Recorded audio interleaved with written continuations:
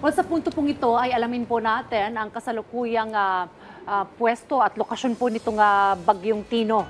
At kamustahin rin po natin itong paparating na bagyo, Bagyong Uwan. Nasa linya po ng ating telepono si Charmaine Varilla mula po sa DOST Pag-asa. Ma'am, good morning po. Ano pong update po sa ating panahon sa bagyo pong itong Tino at paparating na bagyo?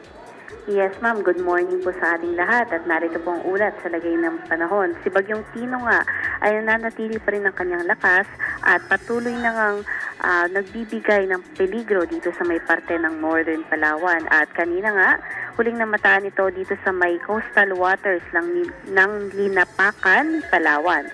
May taglay na lakas ng hangin na umabot ng 120 kilometers per hour malapit sa sentro at mga pagbugso na umaabot hanggang 165 kilometers per hour. Patuloy na kumikilos pa Kanluran, Hilagang Kanluran sa bilis na 15 kilometers per hour.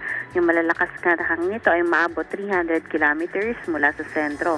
At base nga sa nakikita nating senaryo ay maaari na itong makarating o lumampas sa Palawan mamayang hapon. At inaasahan din natin na patuloy itong kikilos pa Kanluran, Hilagang Kanluran hanggang sa makalabas na ng ating Philippine Area of Responsibility. Bukas naman yan ng madaling araw. Kaya naman, nataas tayo ng wind signal number 4 dito sa may northernmost portion ng Palawan kasama dyan ng El Nido, Taytay at Araceli including Calamian Islands. Signal number 3 naman sa may northern portion ng Palawan, yung ibang bahagi kasama naman yung Cuyo Island. Signal number 2 dito sa may southern portion ng Occidental Mindoro, southern portion ng Oriental Mindoro, maging dito sa may central portion ng Palawan including Cagayancillo Islands at Caluya Islands. At signal number 1 dito sa may Occidental Mindoro including Lubang Islands, rest of Oriental Mindoro, western portion ng Romblon, maging dito nga sa may southern portion ng Palawan including Kalayaan Islands, Aklan, rest of Antique, central and western portion ng Capiz, southern portions ng Iloilo at sa Guimaras. Patuloy pa rin po natin pinag-iingat yung ating mga kababayan, lalong-lalo na dito sa may area ng Palawan. Samantala, in terms naman po ng mga dami ng mga pag-ulan na aasahan ngayong araw, pinakamarami nga sa Palawan kung saan maaaring umabot yan ng more than 200 mm. Samantalang sa ibang bahagi ng western sections ng Southern Luzon kasama dyan ang Mindoro at dito sa may parte din ng Western Visayas kasama ang Panay Island, meron pa rin malalakas sa mga pag-ulan dala nga nitong si Bagyong Tino at dahil nga dito sa may draft itong bagyo natin, meron pa rin tayo nakikitang mga pag-ulan dito sa may Aurora Rizal, Quezon na magre-range naman ng 50 to 100 millimeters. At sa mga malalakas na hangin, dahil nga sa epekto ng pagbugso ng northeast monsoon, ay nandyan pa rin nga yung malalakas ng hangin sa malaking bahagi pa ng Luzon, kasama pa rin dyan ang Metro Manila. Kaya mag-iingat pa rin po yung ating mga kababayan sa buong Luzon. At andiyan pa rin po yung pangamba sa high risk ng storm surge na kung saan inaasahan po natin na maaari pa rin yan lumampas ng more than 3 meters dito sa may coastal area sa may northern parts ng Palawan at dito rin sa may western sections at southern sections ng Mindoro at ng Panay Island. Kaya mag-iingat pa rin po yung ating mga kababayan at kung nakapag-evacuate na po, manatiling ligtas sa kanya-kanyang lokasyon at patuloy po na umantabay sa mga updates ng Pag-asa. Samantala, nakataas din ang ating gale warning sa may western and southern seaboards ng Southern Luzon at seaboards ng Western Visayas. Kaya sa mga areas po na to, inaabisuhan natin lahat ng sasakyang pandagat na ipagpaliban mo ng paglayag dahil napakataas sa mga pag-alon.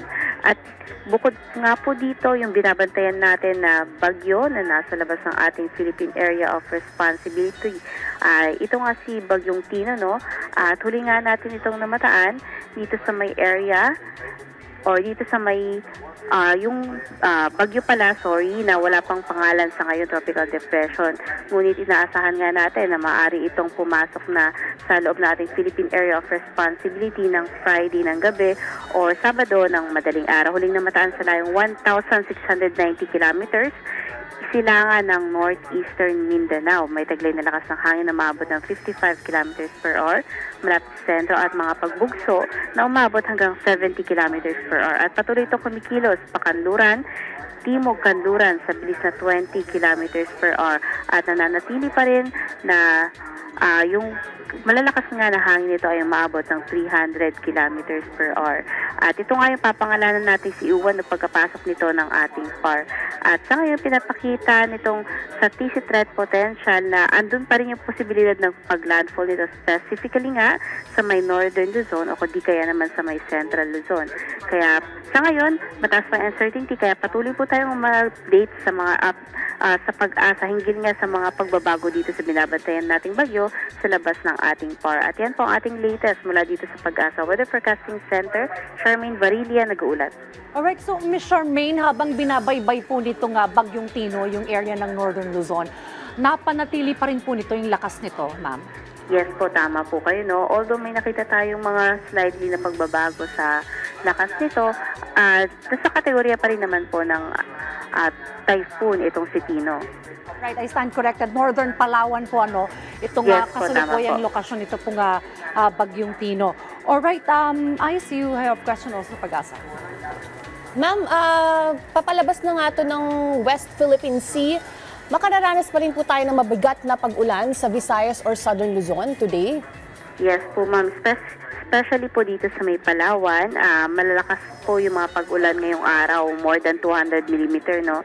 So, ibig sabihin po may mga ina-expect tayo ng malawakang pagbaha at pagguho ng lupa. And dito naman po sa may Mindoro as well as dito sa Western Visayas, ay medyo humina na po yung pag-ulan pero significant pa rin nga at umaabot pa rin yan ng 100 to 200 millimeters. So hanggang ngayon, although nakalampas na nga siya sa malaking bahagi ng Visayas, nandun pa rin nga yung mga pag-ulan niya. So mag-ingat pa rin po tayo at hanggang hindi nakakalabas ito ng ating Philippine Area of Responsibility ay asahan pa rin po yung mga malalakas na pag-ulan at paghangin, especially nga sa may Palawan at Western Visayas. Alright, siguro panghuling paalala na lamang po, Ma'am Charmaine, sa ating pong mga kababayan, kaugnay pa rin po nitong dalawang sama ng panahon, ma'am. Yes po. So, mamayang madaling araw po ay na-expect na nga natin na nakalabas na to ng PAR. So, by that time, ay expect pa rin na although wala na masyado mga pag-ulan, maging maulap at malalakas pa rin po yung hangin natin. And then, after po nito ay paghandaan po natin itong susunod na bagyo dahil medyo malakas-lakas yung nakikita natin na pwedeng abutin ng kategorya nito, no? Maaring umabot nga ito ng super typhoon. At kung titingnan nga natin dito sa areas ng Northern and Central Luzon, sana ngayon pa lang po ay may mga initiative na nagagawin sa preparation. Hinggil nga dito sa posibleng malakas na bagyo. And for now, sa mga kababayan po natin na lumikas, stay safe po at palagi rin pong mag-update sa Pag-asa. Well, maraming salamat po sa update, Ms. Charmaine Varilla, mula po sa DOST Pag-asa.